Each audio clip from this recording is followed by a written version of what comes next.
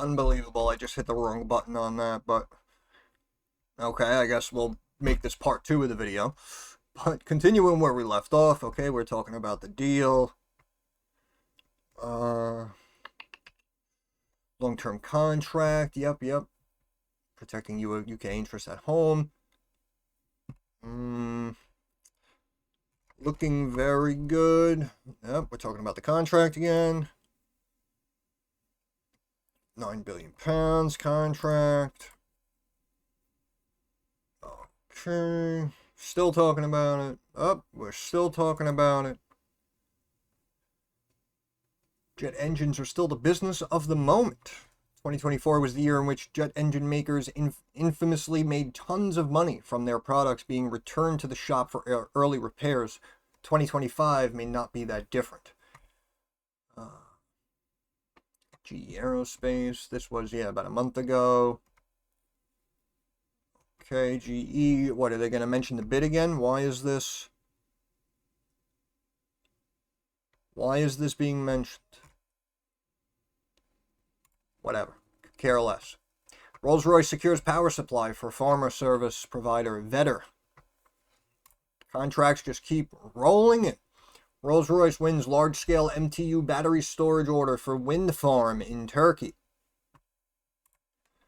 Just rolling in. Polat Energy? Rolls Royce? Polat?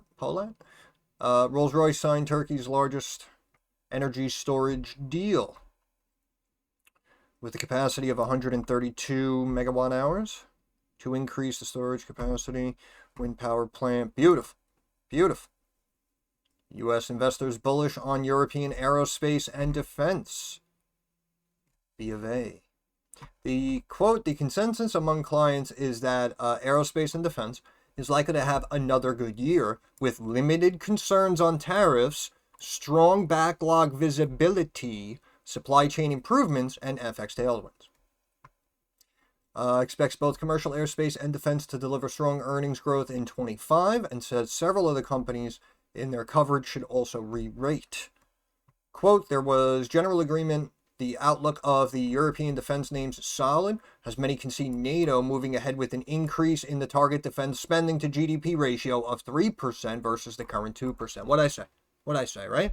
I don't even work at B of A. How you like that? How you doing? Risk 25, potential, also the potential buyback program. What was that? Oh, that's Airbus. Looking ahead. Okay. Very nice. So as you see, a lot of analysts are even speculating, as I am, that the spending on percentage-wise of GDP will more than likely increase for, again, we're talking just the UK because we're looking at Rolls-Royce, but it might be across the board for, 80, 90% of all those NATO members. So something to keep in mind as well for stocks in those countries as well. As we always say, again, people always will comment, they'll come back to a Rolls Royce video. Oh, I wish I found you 2 years ago. I would have loved to own it at, $2. As I always say, first of all, if the growth is still there, of course, it's never too late, even though you're paying more, obviously. But if the growth is still there, you can still make some profits. But also, as I say, there's always opportunities, right? And that's why, again, as you see, reading headlines like this, you could also potentially play maybe some other aerospace or defense stocks aligned with other NATO members as well, right? So that's what I mean. That's why you always have to keep your mind open, keep your eyes open. You never know when you might find something, get an idea, be able to potentially position yourself in one of these companies like before it starts trending and climbing. Rolls-Royce selected these people. Okay. Plans to build new manufacturing office facilities at the nuclear license to meet growing demand, doubling its size. Beautiful. Expansion is never a bad thing. Well, it depends, but you know what I mean. Rolls-Royce Motors plans to invest £300 million to double the size of its UK factory to meet soaring demand. Customized cars. Britain is, quote, back under union control. Okay. Reading, signs agreement with Starlux Airlines for 10 Trent XWB-97 engines. There you go. Well, power fiberboard production plant in Egypt. Commissioned 10 maximum transmission unit gas generator sets to power Egyptian Wood Technologies fiberboard production facility in Egypt. We are all over the place. Collaborated local partner, engineering, which is currently relying on 25 megawatts of electricity from 20-cylinder MTU gas sets. Oh, beautiful, beautiful, beautiful.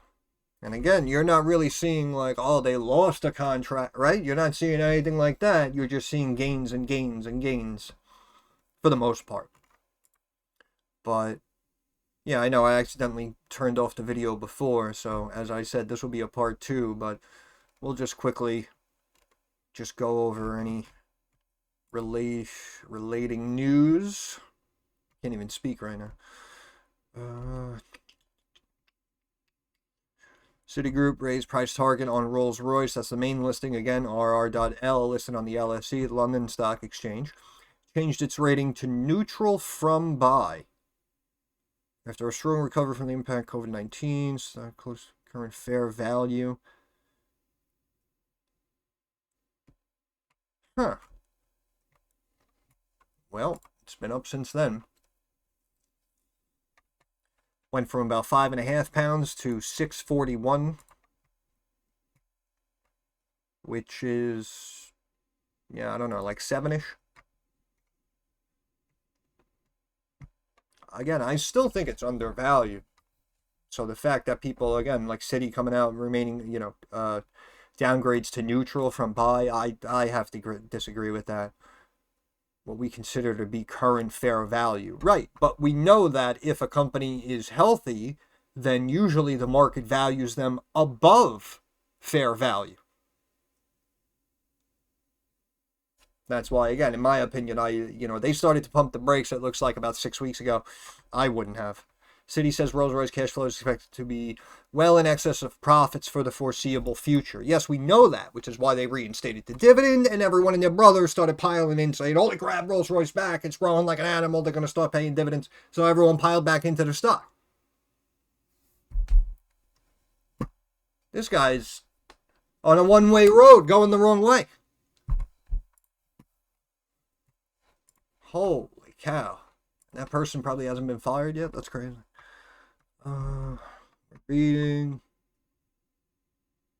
Amended some of Israel's letter because of delays to engine part deliveries from Rolls Royce. Yep. It sounds like that has been corrected, though. CIC Market Solutions initiated coverage on Rolls Royce with a buy rating and a price target of £6.58 sterling, which I guess, I don't know, 7.25, 7.5, but either way, we're up. And again, initiated coverage, and at least they put a buy. So, much respect to CIC Market Solutions. What's going on here? Airbus. Oh my goodness, this is just an update. Rolls Royce holds successful F-130 engine critical design review for the U.S. Air Force. This was December 13th. Engine testing program on track to begin altitude testing in February 2025, which is now at Tennessee.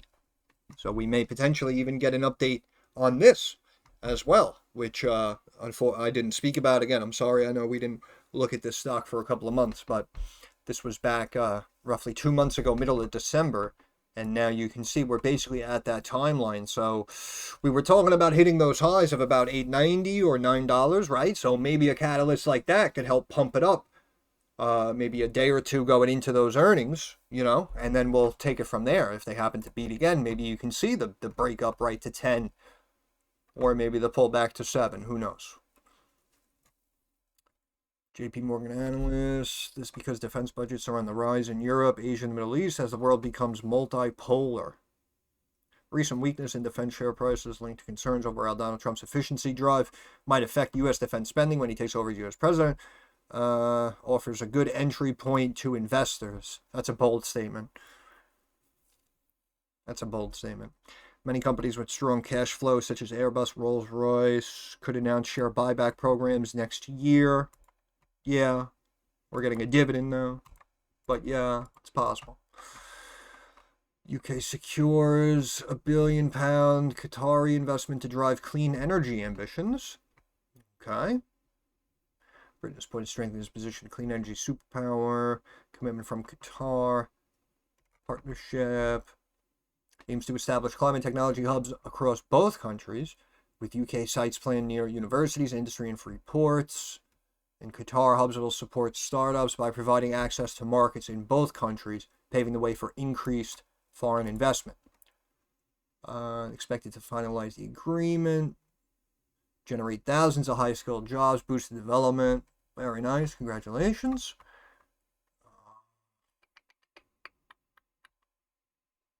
So again, with something like this, as we know, that may add to Rolls Royce. Rolls Royce is also set to tap into the UK-Qatar partnership to accelerate its energy transition, committing its investments in technologies aimed at boosting energy efficiency, developing sustainable fuels, and cutting carbon emissions. Called Qatar, quote, a strategic partner. It's all coming true. Noting Qatar's role as a major buyer of Rolls Royce engines of Qatar Airways, right? And a key investor in small modular.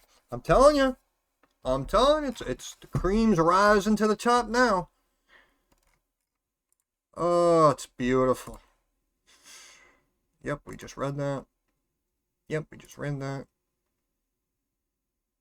Case for nuclear. Companies involved in the nuclear supply chain. Finland's Fordham. Rolls Royce stand to benefit. Rolls Royce, look at that. New office in Scotland. Submarines Arm opened a new office in Scotland back around Thanksgiving to boost the country's nuclear engineering capabilities with over 100 more skilled personnel. Beautiful. British government funded the site. The new jobs at Rolls-Royce Submarines will aid in the delivery of defense programs and support several ongoing UK submarine projects, including the partnership with Australia Dreadnought program. Exploring commercial opportunities for planned micro-nuclear reactors. Considering opportunities to provide nuclear power for space missions, data centers, mining, remote communities. Absolutely beautiful. Aircraft engines and nuclear reactors maker is in early talks with potential customers for commercial applications of its planned micro-nuclear reaction. I mean, the company expects to have a deployable nuclear reactor by the early 2030s. But again, you're potentially seeing the writing on the wall. Not only what's been coming the last year or two, but what can potentially be on the horizon the next 1, 2, 3 years.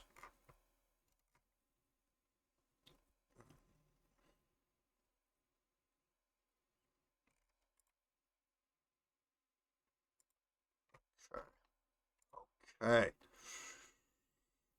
Rolls-Royce falls on maintaining outlook. Company maintains outlook for growth of at least 30% as the aerospace industry supply chain remains challenged. Expects underlying operating profit between £2.1 and £2.3 billion, roughly $2.7 to almost $3 billion. Free cash flow between £2.1 and £2.2 billion to remain unchanged. And again, that was one of the main reasons they beat him up, was because cash flow went negative. So now it's coming back positive strong, and they're consistently beating earnings more times than not. So again, I know this was, of course, 4 months ago, but this is why, in my opinion, the stock is staying up and will continue probably to hit new highs. And you can see, look, year before, £1.59 billion, now operating profit up to $2.2 billion. Phenomenal. Almost 50% growth year over year.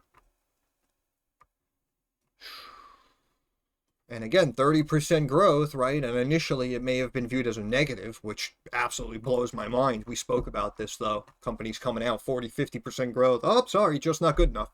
So, sometimes these analysts really swing for the fences. But again, we know that good growth is good growth. Rolls-Royce says confident in delivering 2024 outlook. Again, this was back in November. Confidence of our delivery of our guidance to reinstate shareholder distributions with 30% payout ratio. And this was, again, a little after we last looked at the stock. Trump back in the White House seen as bullish for European defense stocks.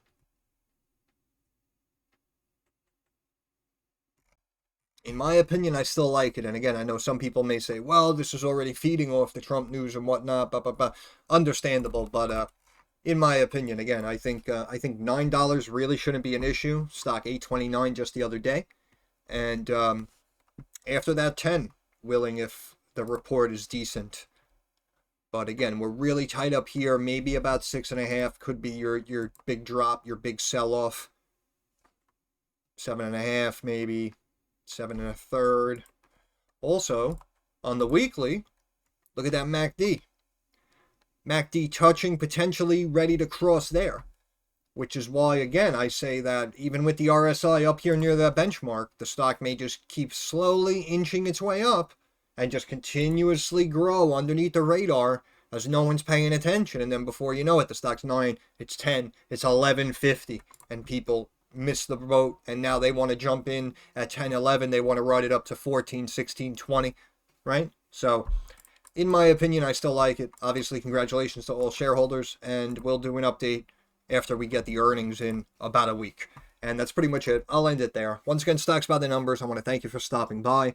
If you have any questions, comments, or concerns, please drop it down in the comment section. I'm usually pretty quick to reply. Thumbs up algorithm helps me get more eyes on the channel. And of course, subscribe to the channel. That is our handshake agreement. That is how you help me help you. But more importantly, moving forward, like I always say, I understand that markets are rocky, they're volatile, and they are very uncertain. So I want to wish all of you success. I hope everyone makes a couple of dollars. Thank you for your time. Have a good day.